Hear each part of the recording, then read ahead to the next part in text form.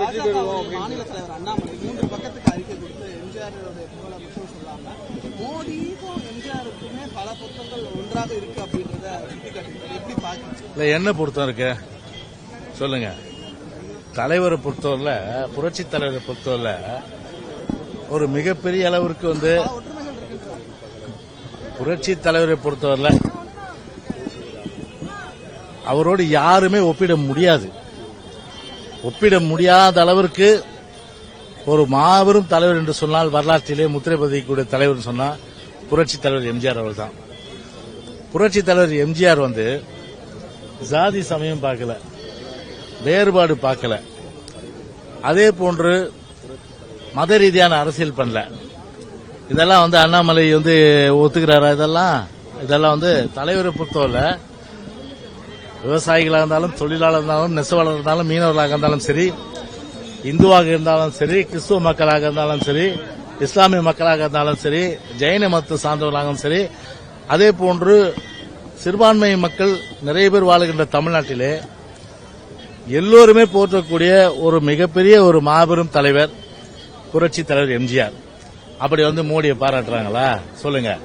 சரி, எங்களுடைய திட்டங்கள் புரட்சி தலைவர் காலத்தில் எவ்வளவோ திட்டங்கள் வந்து கொண்டாந்தாங்க.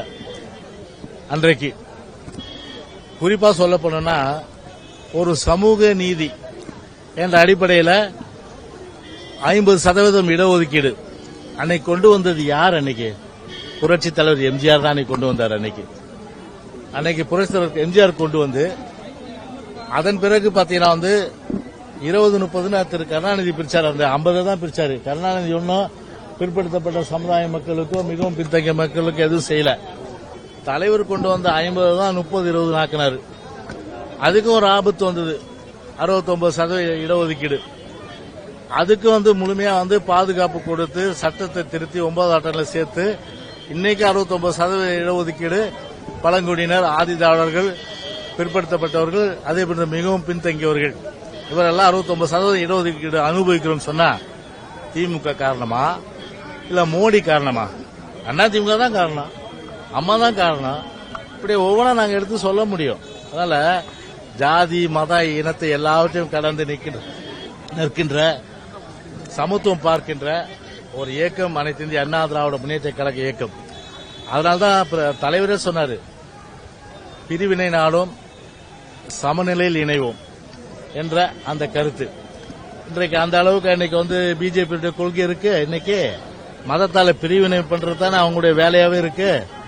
சமநிலை எங்க இருக்கு? இன்னைக்கு வெண்ணெய் ஒரு கண்ணில், சுண்ணாம்பு ஒரு கண்ணில்ன்ற மாதிரி சிறுபான்மையின மக்கள் ஒரு கண்ணிலையும் மற்றவர்கள் ஒரு கண்ணில்ன்ற மாதிரி தானே இருக்கு. அதுல இதை எந்த நிலையிலும் வந்து அவரோட ஒப்பிடவே முடியாது. மடுவுக்கும் மலைக்கும் உள்ள வித்தியாசம். மடு எங்க, மலை எங்க? மடுவுக்கும் மலைக்கும் உள்ள வித்தியாசமாகத்தான் மோடி எம்ஜிஆர் பார்க்க முடியும்.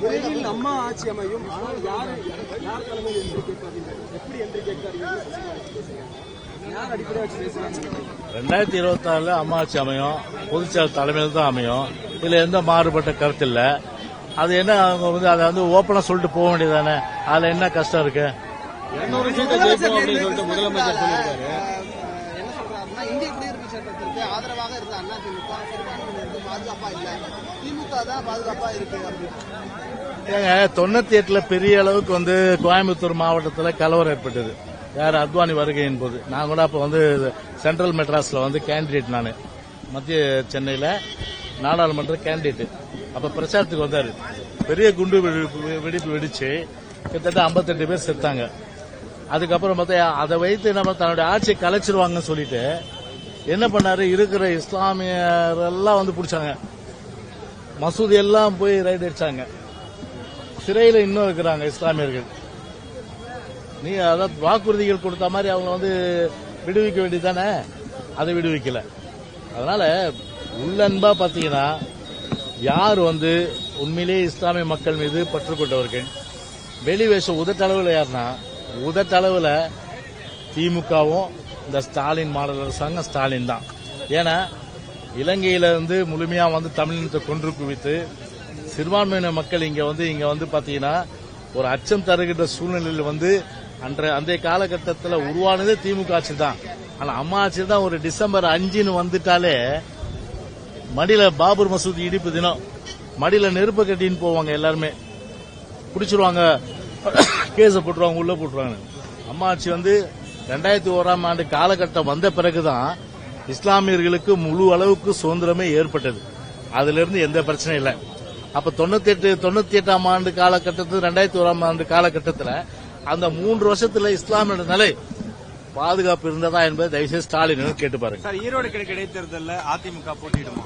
இல்ல, அதெல்லாம் கட்சி டிசைட் பண்ற விஷயம். இது எங்கிட்ட கேக்குறீங்களா? 2027 தேர்தல் வந்து எப்படி கட்சியோட மனசாட்சி யாரு? ஆமா, பக்கத்துல இருக்க மாநிலம் இல்ல கர்நாடகா, அந்த சீட்டையும் சேர்த்து சொல்லுங்க. கேரளால இருக்கு பத்தியா, அதுலயும் சேர்த்து சொல்லுங்க. இப்போ ஜெயிச்சார் பாத்தீங்களா யாரு? ட்ரம்ப். அப்ப கூட அவங்க கட்சிக்காரர் சொல்லுவாங்க, அதோட பாரு அமெரிக்கால போய் எங்க ஸ்டாலின் வந்து நிப்பாரு, ட்ரம்பே வீழ்த்தி அமெரிக்காவை பிடிப்பாருவாங்க. என்ன கட்டுக்கதைப்பா, கம்பி கட்டுற கதைக்கு ஒரு அளவு உண்டு. இந்த மாதிரி கம்பி கட்டக்கூடாது. ஓகே.